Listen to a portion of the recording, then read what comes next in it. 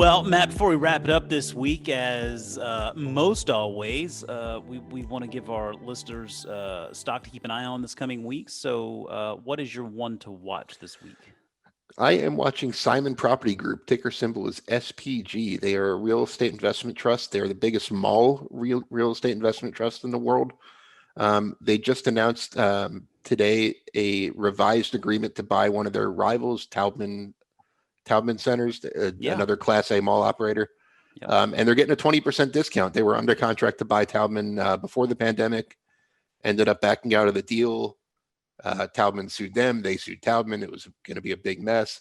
They just announced today that all the litigation is resolved and they're buying Taubman now for 20% less than they originally were. So Hey now. they're scooping up a competitor.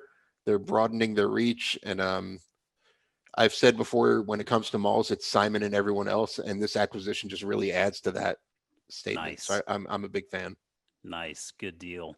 Well, I'm gonna be keeping an eye on Target. Ticker for Target is TGT.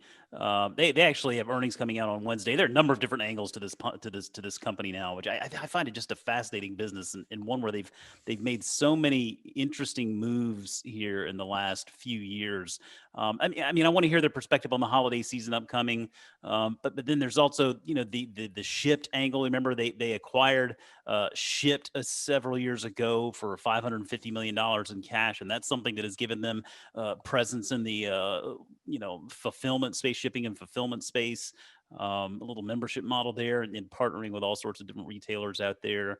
They recently announced this Ulta partnership, which I think is pretty fascinating. And then speaking of cards, I mean, there's the Target Red Card, which they work in partnership with MasterCard and TD Bank. Penetration rates there for Target's Red Card, it's kind of hovering in that 23 to 24% range, which that's just basically talking about the percentage of the revenue spent within the company, the purchases made within Target with that Red Card. But always interesting to see how big retailers like that, pull that lever of that card, and certainly Target Red Card is something that keeps some of those customers loyal, I'd say, which is just interesting. But I mean, the business has done really well over the past several years, and interested to see what they have to say on Wednesday. So we'll be keeping an eye on that.